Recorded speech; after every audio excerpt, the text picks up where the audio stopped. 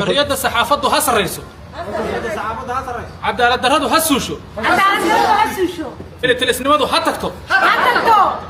waxaanu halkan isugu nimi anagoo ah bahda warbaahinta Puntland inaanu cambaarayno xariga sharci darrada ah oo lagu la kacay wariye Suways Gacayte oo kamid ah bahdeena waxaanu dalbanaynaa in si shuruud la'aan lagaga soo saaro xabsiga waxaanu sidoo kale dalbanaynaa in la laabto eed kasta oo aan jirin oo loo dhoodhoobayo oo la rabo in lagu banaysto xabsi ku sihaynteeda